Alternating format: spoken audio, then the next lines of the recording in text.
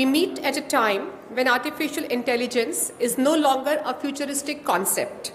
It is present reality that is fundamentally reshaping how we teach, how students learn, how research is conducted, and how institutions are functioning and operating.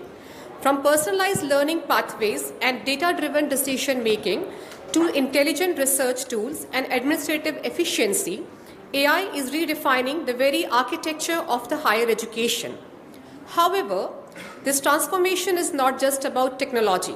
It is about mindsets, ethics, inclusivity, and readiness. The key question before academia today is not whether to adopt AI, but how to integrate it responsibly, so that we build learners who are not only technologically skilled, but also critical thinkers, problem solvers, and ethical leaders.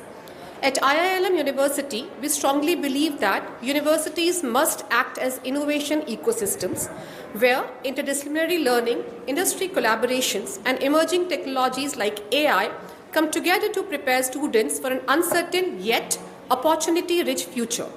This session reflects that commitment. Today's discussion brings together diverse perspectives to explore how institutions can evolve, how faculty can be empowered, and how learners can be made truly future-ready in the age of AI.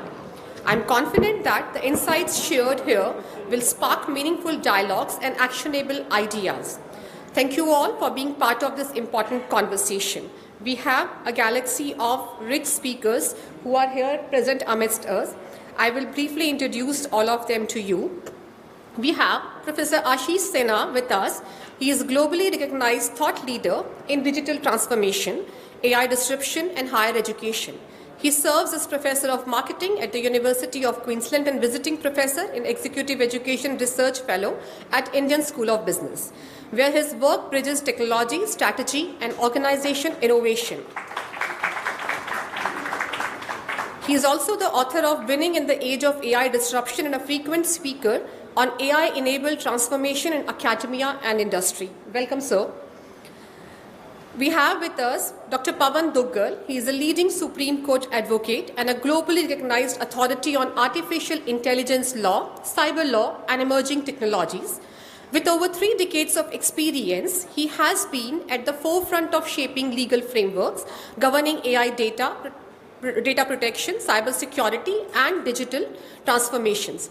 He is actively advising government, institution, and organization on responsible and ethical adoption of AI. Dr. Duggal is a prolific author, international speaker, and thought leader, widely acknowledged for pioneering legal discourse on AI regulation, digital transformation, and future of technology-driven societies. We welcome you, sir. Another prolific speaker is Mr. J. Krishnan. He is an experienced entrepreneur, early-stage investor, and author with deep expertise in deep tech ecosystem, innovation, and AI-driven growth. As a partner at Beyond Next Venture Inc., he has helped build and scale technology startups with a focus on transformative digital solutions. Mr. Jay is passionate about intersection of artificial intelligence and education, advocating for responsible, inclusive adoption that empowers learners and educators alike. His insights on AI's role in reshaping skilling, human capital development, and future workforce readiness make him a valued voice at forums like India AI Impact Summit. We welcome you, Mr. Jay. We have with us Dr. Monish Sagarwal. He is a distinguished technology leader and academic administrator with deep expertise at intersection of artificial intelligence, engineering, and higher education. He is associated with IILM University, where he plays a key role in driving innovation-led academic initiatives and strengthening industry-academia collaboration. With extensive experience as CEO, Director of Engineering, and Executive Director, he brings strong strategic and operational insights into AI adoption and digital transformation. We welcome you, sir. We have with us Mr. Rohit Bansal. Mr. Rohit Bansal is a distinguished corporate leader and communication strategist. He is a group head of corporate communication at Reliance Industries Limited, where he shapes media, reputation, and strategic communication for one of India's largest conglomerate. He is also a distinguished fellow at Observer Research Foundation, contributing to national policy discourse. Mr. Rohit is actively engaged with AI and technology leadership, participating in initiatives like AI for a Billion and supporting AI adoption efforts such as Reliance Partnership to expand AI access across India. Earlier, he co-founded Snapdeal and Titan Capital and remains a mentor and influencer in business and tech communities, actively engaging all. Thank you so much, sir. We welcome you here. Now, I request Mr. Rohit Bansalji to kindly take it forward as a moderator of the session. Thank you so much. Okay, so thank you very much. We were to do this in 55 minutes, out of which the good or the bad news is 15 are over. So we just have 40 minutes in front of me, and I won't let the organizer down by spilling over and the next session or whatever coming in the way. Long and short is I have never been surrounded by so much of natural intelligence next to me, and to discuss artificial intelligence at that. So I'm sure some of you would be interested in keeping things very simple and very cogent, because each one of them can speak for the next 40 minutes and hold us in absolute spell. So let me start with you, Professor Ashish Sinha. Where is your best-selling book? I don't see it. Okay, so now that you haven't bought the book, now tell us very specifically, who are students here? Could you have a show of hands here? Who are students here? Right at the back. What are you doing at the back? You should be in the front. Anyhow, think if it's interesting enough to come here, you might, gain from Ashish's points of view. Likewise, who are educators here, just to get a sense of the house? Educators, okay. So here's Ashish Sinha. Please tell us, what is one advice you will give to students at the back and educators in front? And then we'll move this. Sure. So I guess we were having this conversation a couple of minutes back. We are, what I would say, in the vortex of AI disruption. And the vortex of AI disruption means that there's going to be massive changes in very short periods of time. So that means whatever is your competitive advantage today might only last for the next 3 to 6 months before something new and different comes. So for educational institutions, if you don't change, well, it's an existential risk. If you don't change, you will eventually die. For students, what means... Yeah, those students out there, because... For students, what it means is that you have to adapt. So the most critical, what you need to do for certain is to adapt, be highly agile, and learn as much as you can, right? So the next couple of years is going to be highly disruptive, but you have to spend this time. One skill, right, would be adapt and be agile. Sorry to interrupt you, sir. We request you for a group photograph first, because they would like to give you the framed picture of today's event. Okay. So I'm extremely sorry for the disruption. No, it's fine. It's just that you have to give us 5 minutes more. Extra. Absolutely. Absolutely, sir. Thank you so much for the kindness. You just use AI to make a picture. Okay. Sorry, just give me 1 minute.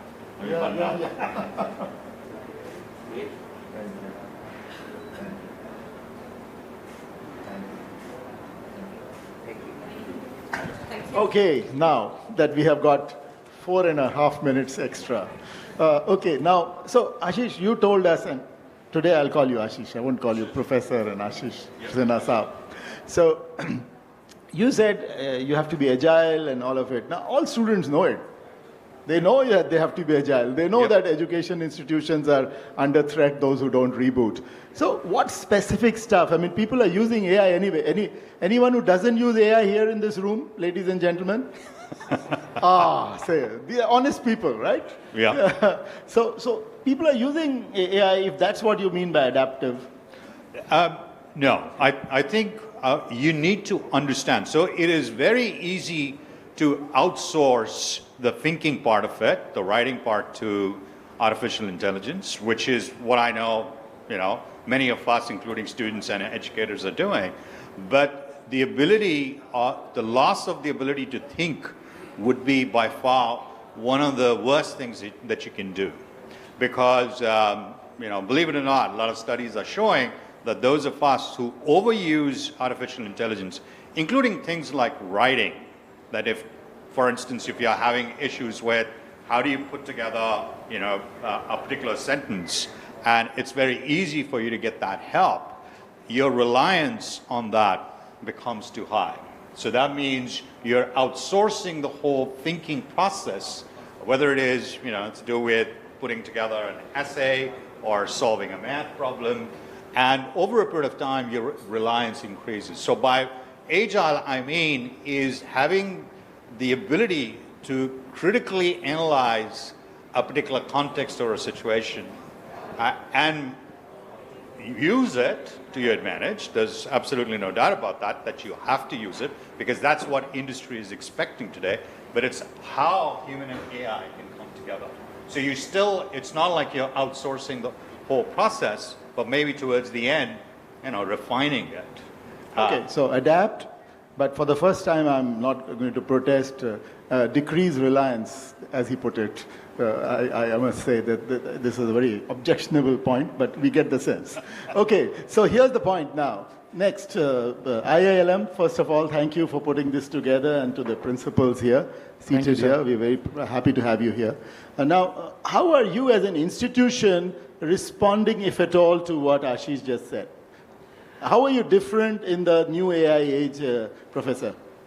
Actually, whatever we were teaching till, say, yesterday or last year, we have to change that approach. And the approach that we are adopting now is, we are dividing our, say, courses or syllabi into 6 parts. The first 5 parts are the same we were teaching earlier. But the 6th part is, we are telling them what you have learned in the first 5 parts, you have to try to do it through AI. For example, I give you an example. There is Python programming language, all of you are aware, you have to learn Python.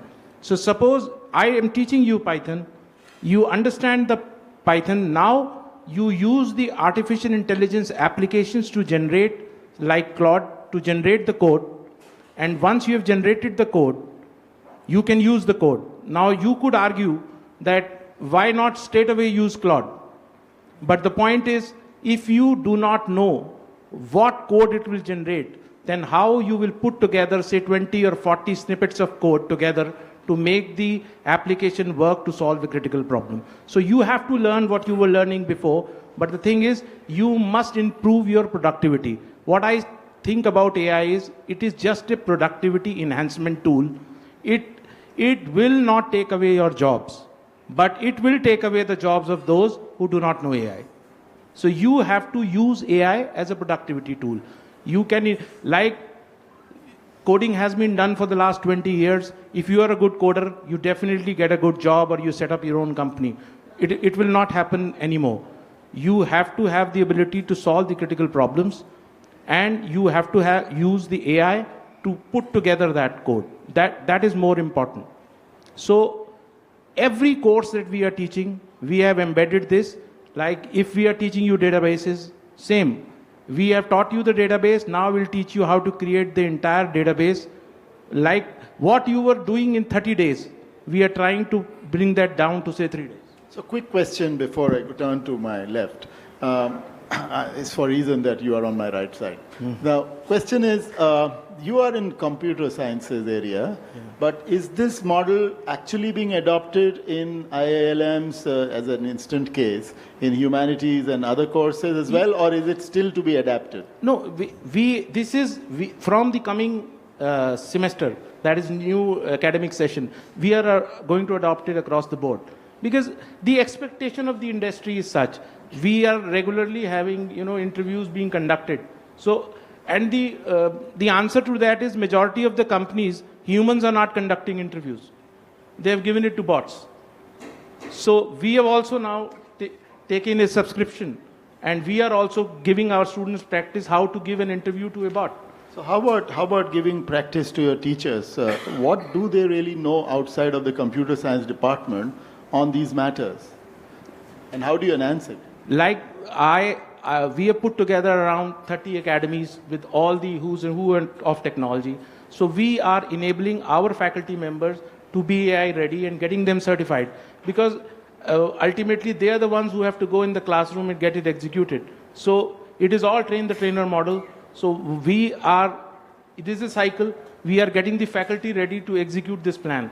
Because if we do not do it, I think it's difficult to move forward coming from the next academic So, session. ladies and gentlemen, 2 takeaways already. One, Ashish talks about, among many other things he can, on the students and the need to adapt and to be responsive to the issue. And of course, the professor has pointed out to how it's not just as educators, the realm of computer sciences department, but all departments. I'm still not sure how educators are getting these certificates. Where is this certificate from? Sir, all the companies, including Microsoft, Google, NVIDIA, they are all upskilling the faculty members because they also understand the same problem. Because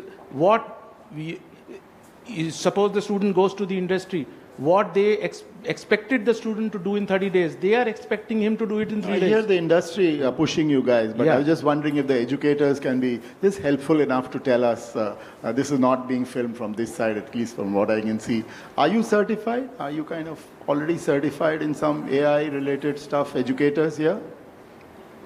Okay, 1, 2, 3. Why is it taking so much time? You're kind of still looking whether we can get to your DigiLocker or something? Okay, great. Thank you. Thank you for being so honest. I mean, this is what matters, that if we leave with even one takeaway each, we'll have like 5 or 6 coming in. So I now turn to my new friend on the left.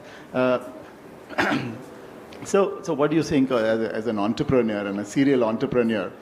What's the big opportunity that students and educators can have in your repertoire, so that they can ambush you and get some money out of you before you leave? Yeah, no, firstly, thank you for having me here. I was overall really awed by the sheer size of the number of people who visited the AI Summit, and thanks to ILM for having me here. I'll start off with the bad news, right? I don't 100% agree with Manish. We were talking about it yesterday. I think AI will take away jobs. Case in point, none of the big tech companies are hiring. But that being said, I have 2 silver linings. One is specific to India and relevant to you folks. But before that, if you look at the idea of a job, there does not exist a job which is just a unilateral set of task, right? Every job has tons of tasks that go well beyond what is guardrailed by a job description. So when AI comes in, and when people talk about AI is going to take away jobs, it is going to take away tasks. The question for you is to figure out what is the one thing that you're exceptionally good at, and therein lies the point of adaptation. I'll give you an example. What are humans exceptionally good at? And people who exemplify this are leaders. Humans are exceptionally good at taking decisions in an indecisive environment. Leaders are exceptionally good at taking decisions in an indecisive environment and sticking with it, and being held accountable. If shit hits the fan, it's always the leaders who stand behind the decisions that they took. Now you bring this back to the realm of AI. AI is, it's a predictive machine that does a set of things, but humans are exceptionally good at taking decisions. And that's just one example, right? My colleague Karthik and I were talking about this culture. Humans are exceptionally good at developing culture, at permeating culture in an organization. The first 2 you hire become the next 4, who become the next 8. So if you're a startup, the leader sets the tone and the culture. So these are the things that you look at as a human being, that double click on the capabilities that you bring to the table and embrace AI that comes in and it serves the job of a co-pilot at best. So will AI take away jobs? Yes, it will. It will take away tasks. The goal for you is to figure out what is the one task that you're good at, double down, double click it, and perhaps build more on top of it. So that's one part of it. The second part is a little more India-centric, if you will. And I think there are 2 points that India is exceptionally good at, which the West cannot offer and has not led the way in. The first is India's capability on digital public infrastructure. If you look at UPI, today we transact about $10 billion a day, right? If you skim 1% on top of that, that's about $10 million that goes away to a MasterCard or a Visa or an American Express. India is the only country that said no to corporate capitalism and said, we will now create digital public infrastructure where consumers can transact within merchants and between themselves. Nobody makes money. So let's bring it closer to AI in education. We have educators here. What message would this DPI or India's unique role in the global governance part, I'm not sure whether that would interest the audience as much as your take on what educators can take away from you. The role that academia plays in trying to take away the asymmetry that AI has done is going to be the ethics of AI. You cannot expect corporates to build ethics around AI. Corporates and venture capital, case in point me, we are here to appease shareholders and shareholders only. Right? There exist 4 companies in the world who make all the money from democratized data. So educators have shareholders as well. So let's not get there. I mean, what is it that will actually give educational institutions more sustenance? One, we heard the professor here. I think the multimodal approach, right? If you're going to be an educational institution, you have to think of the modes that create an organization, right? If you take an MBA course or a BBA course, there are multiple SKUs that go into creating the realm of an organization creation. Corporates are not going to do it. Governments are all playing reactive role. So the role of academia is to look at how AI can be used in the realm of other courses that are non-technical in nature that goes towards building a venture or building a career. Right? That's the role that academia has played and should continue to play. The second part, I think, is community. Why would somebody go to university today? It's not just to learn, right? It's to build community. It's to have social interactions. I don't think that can get taken away. And I think those are the 2 key takeaways that universities and academia bring to the table. Okay, good. So Pawan, you've been hearing very patiently, and thank you for that. Tell us, who is playing catch up with who? The law with AI or AI with law? Both of them are in their own independent silos, not wanting to talk to each other, without realizing that they are all in the same boat. They will either swim or they will drown together. Bottom line is there are 4 things that I'm seeing which are imminent dangers from education and AI standpoint. Number 1, lack of any accountability of AI. Today, AI is not accountable. Today, you use any of these AI versions, there's no sense of transparency or an explainability or an accountability of any kind whatsoever. The law needs to come up. In that regard, in January, I've released the AI accountability framework, which is collating all the legal principles and doctrines which need to be kept in mind by lawmakers as they come up with laws on accountable AI. Education requires 100% accountability in AI. You cannot deal with the future of youngsters by having an irresponsible black box AI who says, I don't know, and I will not tell you how I come to a conclusion. That's one. Number 2, I believe that AI has begun to start causing harm to humans. And a big harm is being caused in the education sector, in the students sector. And nobody's talking about it. I've recently launched the Global AI Harms Registry, where we are saying AI is beginning to cause you 9 different categories of harms. Come and report, anonymously or otherwise, and let us know what these empirical evidence is so that we can come up with legal principles in that regard. So harm is coming in. The question is, how do we mitigate those harms? Again, the law and the legal frameworks will have to come in, and it will have to emanate from the government. Do not expect self-regulation to come up with any kind of accountability, because that train has already left the platform. So that's the second issue that I wanted to flag. The third bigger issue is, well, at the end of the day, this AI has started converting and is already transforming big chunk of Indian students into cognitive slaves. Indians have started walking towards cognitive colonialism, which means that we are ready to be cognitive slaves of big tech companies without any accountability. And it's time for the governments to try to protect the cognitive thinking capabilities and the neuro rights of citizens at large, and definitely of student population. Because now with everything on an AI or a chat GPT, your cognitive faculties are just not functioning. And if they are not functioning, you are rusting, which means that you will be irrelevant and redundant in the next few years. Students here, do you agree you are cognitive slaves already? Anyone wants to raise their hands? Get this lawyer in trouble. Come on. Oh, okay. You think you're a cognitive slave? Claps for honesty, I say. No?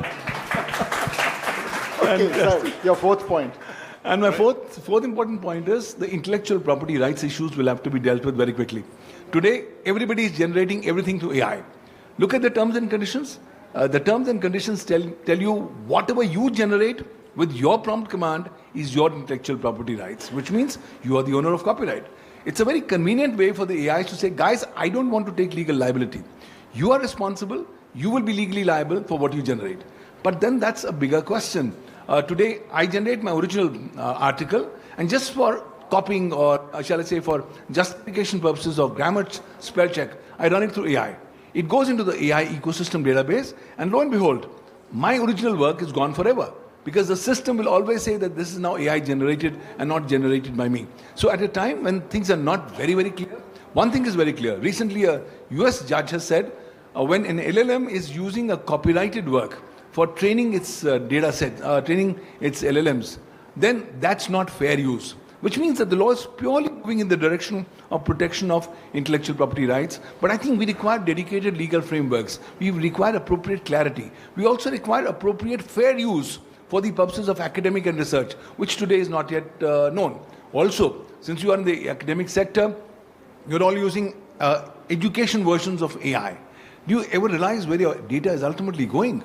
Ultimately, are we not becoming guinea pigs at the laboratories of big tech companies where our data is being thrown out at massive discounts? A 399 rupees package today actually entails that world-class services come to you for 1 month, 30 days. What you do not see is that for the next 30 days, you are promised to give them unfiltered, complete, original content of yours for them to train for the rest of your lives. I think we require utmost clarity in these 4 elements as we move forward. Okay, so cognitive... whatever, guinea pigs and slaves, and these are provocative notions. Before you put the mic and take it back and tell us, what is the level of literacy among lawyers and judges you meet on AI before you talk about them legislating on it?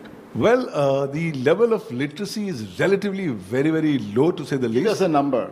0.001% could be a good starting point to tell you of the number of lawyers who are at least sensitized to the legal issues. Yes, everybody is becoming a user. And now lawyers have become so much habituated with AI, they are drafting petitions, SLPs. Day before yesterday, the Supreme Court actually complained, the Chief Justice and 2 other judges complaining that lawyers are now using AI for generating SLPs, for generating fake citations of cases that don't exist, and more significantly, lawyers have started using AI on the go, on the fast. The judge is asking you a question, they're saying, my lord, hold on. They go to AI, or they also have now tools where the AI is saying, okay, hold on, give this answer. There's another product in town, which is to say, just put that on your ear, and it's listening live to what the judge is saying. So whatever query the judge says, it's telling you in your ears, this is the answer you have to give, and you give that.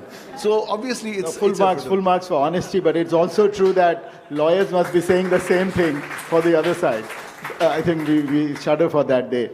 We haven't had the professor and the academic here weigh in for too long now. So we have all of 23 minutes with 3 or 4 minutes which we've stolen because of a photograph. So Rohit sir, I just wanted to talk a little bit about opportunities, right? Because we've been talking a lot about the dark side, so to say, the dark side of AI, the Darth Vader of artificial intelligence. But there is an opportunity for everyone, but in particular the students who are pretty much at the cutting edge of what is happening at this point.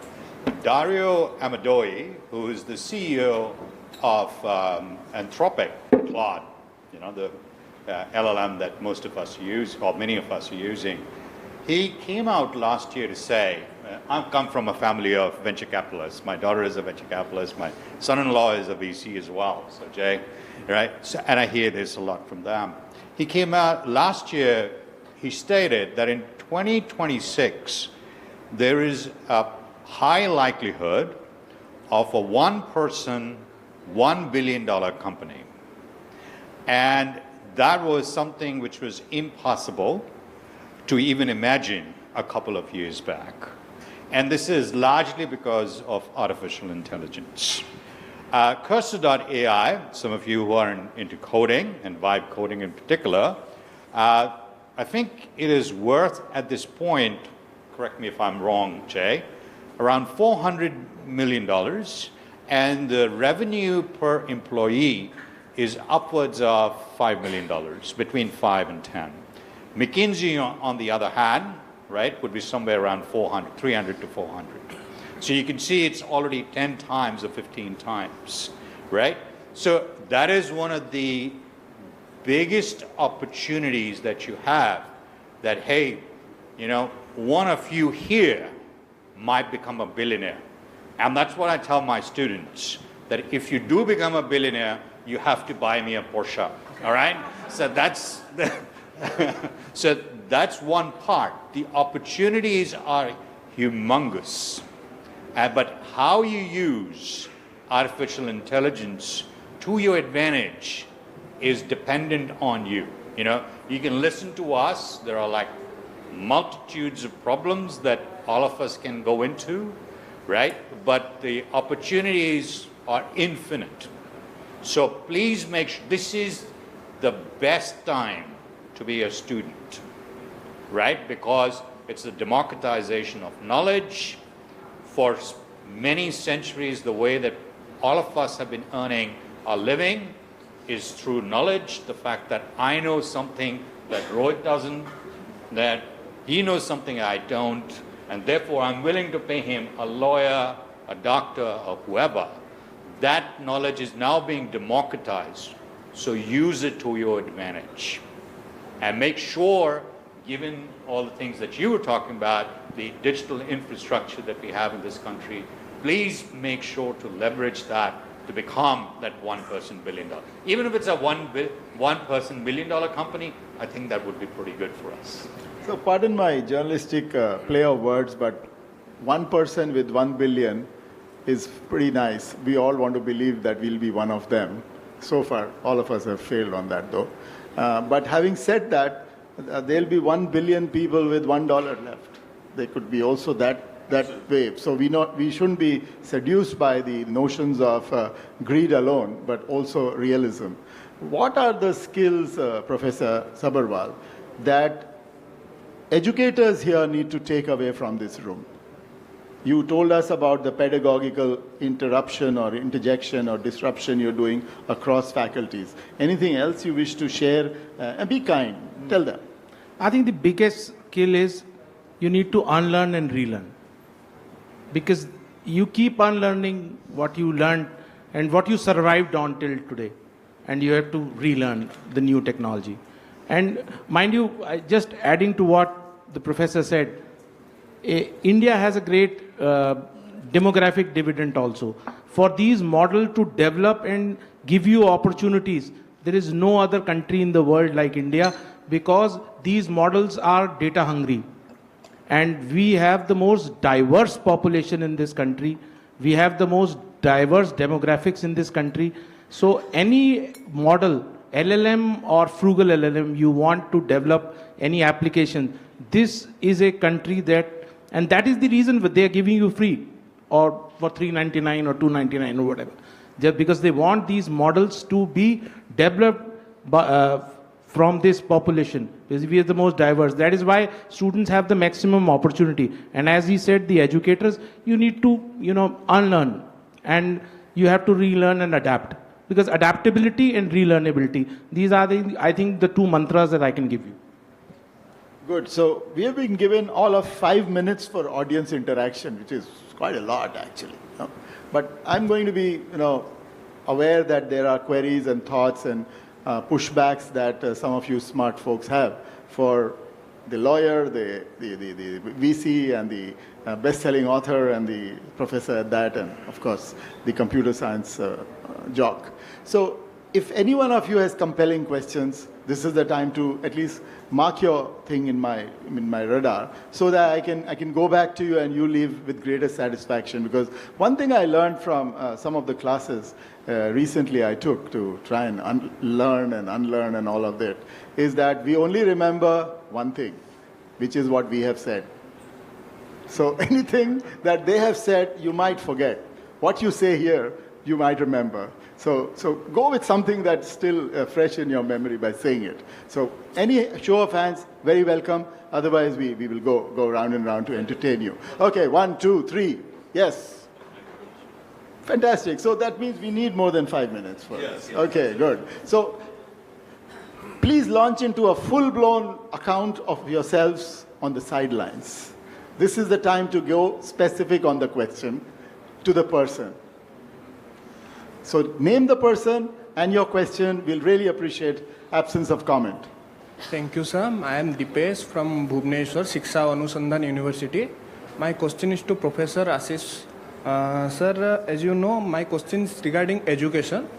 So how do we make sure that AI technologies in schools and universities keep student data safe and private so that one data breach doesn't break all the trust people have in AI? Done. So we're going to rotate questions so that you remember what everyone has said outside of just the panel. Sure. So Ashish bhai, just stay back. There were other hands this side and this side. We'll bunch like 3 or 4 questions and then maybe have a synergistic view. Got it, sir. Thank you from Odisha.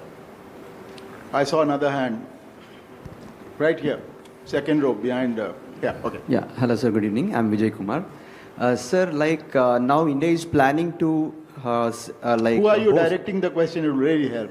I'm faculty, sir. I'm faculty from. नहीं किसको बोलना है आपको ये सवाल ये बता देंगे तो. Professor, sir. Professor Munish Sabharwal, sir. Sabharwal, sir. Okay. Yeah. So India has got many number of IITs, NITs, many education institutions. Like just now you told, if the faculty is not updated, then there is a misbalance between student and the faculty. Can't we conduct some FDP, faculty development programs? Because now, as the AI is present, the student can be more prominent in the technology if the faculty doesn't get updated. So is there any possibility to conduct FDPs from different universities based on the areas? So that that will be easy to coordinate. आप ILM से हैं? नहीं sir नहीं. तो वहाँ आइए.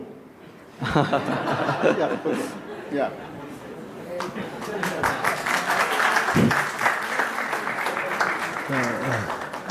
Good evening. I am Dr. Himanshu Sharma from ILM University. I have a question from Dr. Pawan Dugal. I want to ask if any person sitting in America makes a cyber crime with a person sitting in India and uses the server placed in the Europe. So is there any international regulation on that? How to find such kind of cyber hackers? So what Indian government is doing for that? Got it. Good. Thank you. That opens the game. Hello, sir. My question to Professor Ashish. I'm Dr. A.K. Jain, a material science person. During my PhD time, 2000, there was a problem, millennium bug. Okay, just everything will destroy. People are worried about that thing. That's gone away. Then there is an era come from nanotechnology, where I did my research also. Then people say that this will be a lot of harming to the people and Allah will come, then settle down. So my question is that whether AI again is a big bubble for the market or something going on there? Clearly you're not paying attention. I think, despite that, if you think AI is a bubble, wonderful. I need more people like this in the room. I don't understand AI one bit. Okay, any others? Yeah, okay. Thank you very much. I'm Vikrant Giri from ILM Gurugram. Yes. So I have a question from student side. So there are two kind of students, one from technical background and others from management background. I would like to ask this question from Jai Krishnan sir or any other panel member can answer. That what is the skill set difference industry look for in a student is having a management background or technical background? Good. Thank you. Thank you. This side is completely, left of aisle. What is going on? Last chance, then we go to our speakers because all of them have one question each already. Yes, sir. Good evening, sir. Myself, Dr. Law Kumar Singh from ILM University Gurugram. So my very simple question, can AI tools enhance the student engagement and outcomes or something else?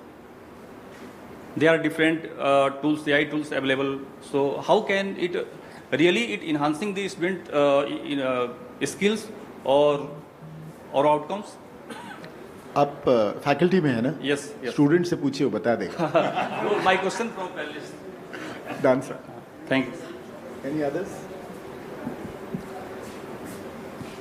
That's it. Okay, so we close shop for a minute, for several minutes now. We start with you, Professor. So he asked me about FDP. yes, we are conducting FDPs regularly. So you be in touch, keep checking our website. We'll give you a lot of opportunities, because I said this is important. And if I am saying for my university, it applies to every university in India. And forget about what the IITs are doing, because one thing AI is doing, it's a level playing field now.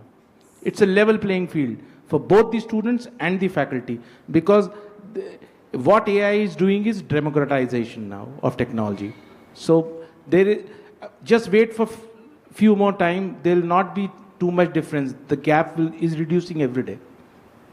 So keep following our ILM website. Okay, this side. Jay, you had this question on what entrepreneurs are wanting to hear from you. You haven't still said what it will take to get your money. Yeah, so in fact, the answer to the question is a great quote by Mark Andreessen, who's one of the greatest venture capitalists, right? He said the indication of the graduating class of a university is a good pointer to what is going to happen in the market. So if the number of graduates in the realm of management MBA is going to go up, there's probably a bubble looming. Whereas if the number of technical graduates is going to go up, then you're going to have hyper valuations. And I think that's spot on, right? But the answer to your question, it depends on what you want to do, right? If you are looking to build a venture and you want to appeal to people like me or other venture capitalists, be obsessed with the problem, right? And potentially, if you're a technologist, you're going to build a technical solution to solve that problem.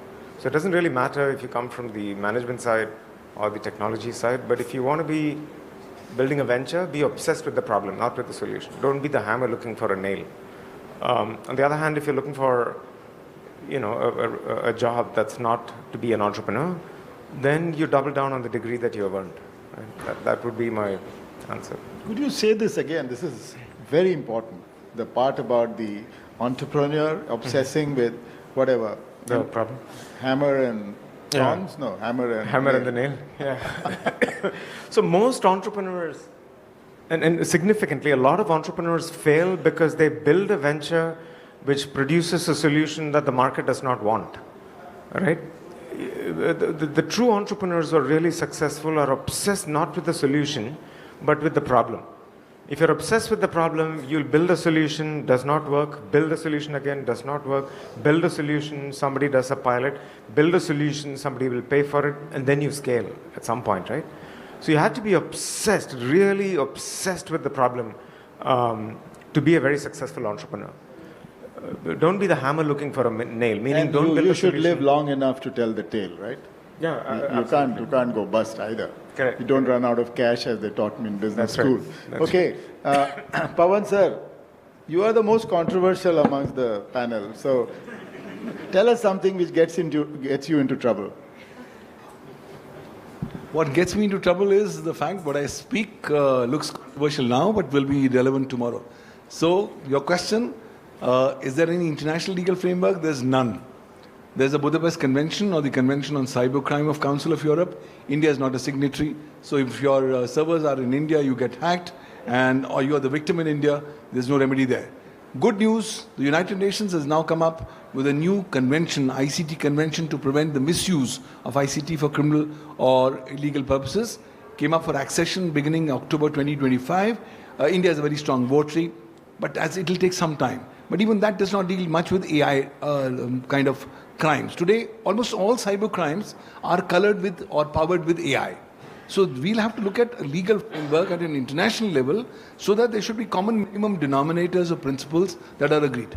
Unfortunately, that's not happening. 2015, while addressing the United Nations, I said the world required an international convention on cyber law and cyber security. Idea was too ahead of its times. Nobody bit the bullet. 2026, now they're beginning to look at ratification of the ICT convention. But now, that's history. Today, what you require is a global standard for AI crimes and its regulation. But that's not happening. Why? Because America is saying, sorry, I want no regulation. I want market forces to prevail. Here is India, Prime Minister Modi saying yesterday, well, we'll have to have a graded approach towards regulating AI. You have countries like China, a top-down approach on regulating AI. You have other countries like Japan, a more balanced kind of an approach. So I think we'll have to look at some international frameworks so that At the end of the day, AI is an existential threat to humanity. The quicker we start realizing it, the better it is. Already AI has begun to actually stop obeying human command. It's begun to start being rogue. And we have been failing till now so far to come up in place appropriate policy and legal safeguards, guardrails at the building process. And now with AGI coming in by the end of the year, in 2 years' time, super intelligence coming in, which will supersede the cumulative intelligence of humanity as a race, I think the fundamental issues are very clear. We are all becoming redundant. The important issues, how can we still have human in the loop? How can we still have the human control? And how can we still ensure that AI crimes can be minimized? Because why? Today the normal concepts of actus reus and mens rea are not applicable. Your intention or an action were supposed to be meant for humans. Now it's machines and algorithms which are creating or which are doing criminal activity. The other day in one of the conferences, I met somebody who said, I'm in the enterprise business. When I said, what? He said, cybercrime enterprise business. And I was surprised. I said, you are doing cybercrime prevention. He says, no, we are committing cybercrime. And we are using AI for that. He must be teasing you. Come on. No, he's not teasing me. Don't scare everybody. This is a nice evening, and you're kind of whatever. But anyhow, Professor, we were woefully off topic. You know, we'll be given our dinner based on whether we say building future-ready learners and institutions. So help us synergize some of these ideas from your vantage point and tell us what are the future learners and institutions going to look like, so that those who are learners and those who are institution, faculty, take something away from this very rich and diverse discussion, which we're very grateful for. I'll try my level best to do that, because there was a lot of stuff that we discussed here. I think to me, Jay's, what he highlighted was the importance of understanding problems. And, spending 90% of your time trying to understand the problems rather than trying to come up with a solution, whether it's a technical solution. Usually it's always a technical solution. The excitement around AI is that the technical solutions can be, to a certain degree or to a large extent, outsourced to AI. What cannot be outsourced is understanding the problem. And that's the role that the humanities and management students will play a lot, or professionals will play a lot. Right, and that's why it becomes even more so important. As an example, design thinking, Stanford D School design thinking course is considered to provide one of the most transformative experiences of all the courses, particularly in the exec CAD space, because of this reason. That one of the first things that they emphasize on is the importance of human beings and the human interactions. So from that standpoint, when we think about a curriculum in the future, it won't be computing science, so the faculties just can't exist anymore. It has to be multidisciplinary. It has to be where all these different faculties come together, right? We exist in tribes. We just love our tribe, and whether it is to do with a school, within a faculty, or a faculty within a university, but that ain't going to work in the future. So multidisciplinarity is going to become really important, understanding the problems from different stakeholders and how they approach it. Same as with curriculum. One of the things that a lot of, from a pedagogical standpoint, AI is being used for transformative learning experience. And transformative learning experience would be that it's through experience that you realize that the mental models that you have made up there are flaws to it. And how that, and then in some ways it's through reflection that you realize that. So the curriculum is going to change, the way the universities have to be organized has to change, we'll have to look for synergies rather than existing as tribes, and we have to work together. And that's no mean feat for any university, believe it or not, because the first thing that we do is that we worry about what is in it for me, my department, my school, rather than the good of the faculty and primarily the students and stakeholders. So that to me is the first one. The second one is how you can use we have a movement, AI for Good, where, particularly for the Global South, that we are using really very, so to say, inexpensive, cheap solutions for very complex problems, and we can do it at scale. Again, that was not something that we could do before. So the social aspect of, there are all these existential risks. I got a question about privacy. I mean, there's no doubt about it that that's going to be the big thing in the future. And if you look at Apple, one of the reasons someone asked me why Apple is still performing so well is because privacy is embedded in their design, right? I kind of know that when I use Apple, it protects me from that. So those would be, to me, some of the things in the future that what universities have to do. Are we there? Not really.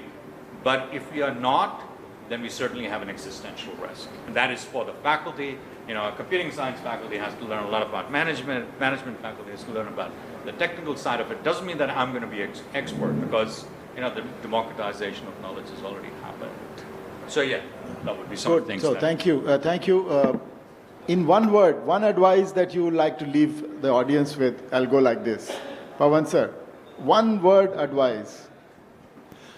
Be aware, be cyber resilient, be topical in this world when AI is beginning to make you redundant. This was a long word, I said. Thank you for that. Yeah, I just want to take a very philosophical view. This too shall pass. After saying all that he did, he says, this too shall pass. And Pawan Dugal says, you are like whatever he said, guinea pigs and what have you. So we have a small difference of opinion. Okay. 2 words, resilience and adaptability. You stole that word from Professor Sabharwal. He said adaptability. Okay, so there you go, sir. So I think for the faculty, years down the line, we will become, rather than professors, facilitators. Because I think these universities will be places for socializing. Because most of the content we are teaching today will be taught through AR, VR headsets. Thank you, guys. Aap hain to hum hai. Thank you very much. Okay. Thank you. Thank you so much for such insightful discussion. Today's discussion made one thing clear. AI is not replacing humans, but it is redefining what it means to be valuable.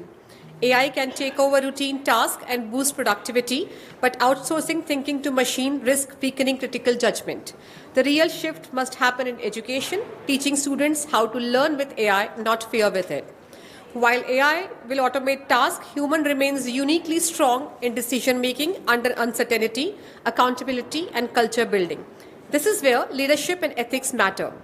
India's strong digital public infrastructure given us a unique opportunity, but academia must lead by embedding AI ethics, interdisciplinary learning, and responsible use. This is what our speakers have told us today. So we are going with a lot of takeaway, and we faculty have a lot of work to do back home. Thank you so much for joining us today. Full marks to Notebook LM. इन्होंने Notebook LM से निकाला. Thank you so much. So I would request Dr. Monish Sabharwal to felicitate our guests. Sorry.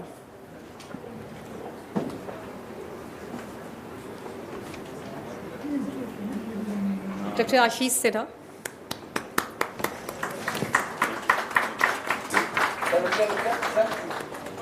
They want to take a photograph. They want to show you to take it. Documentary proof. Saraswati is a professor. No professor. Thank you. Thank you. Mr. Rohit Bansal. Nobody there.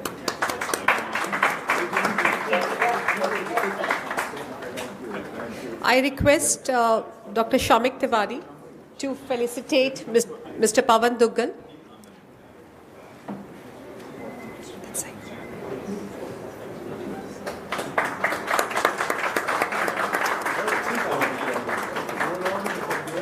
I request Dr. Shamik Tiwari to felicitate Mr. Chair.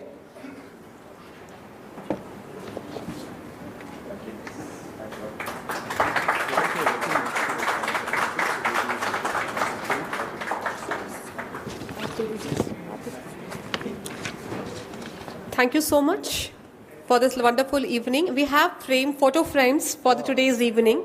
I request Dr. Saurabh Trivedi to kindly provide those frames. So, please, sir. You can open that and it will be a good way to do that.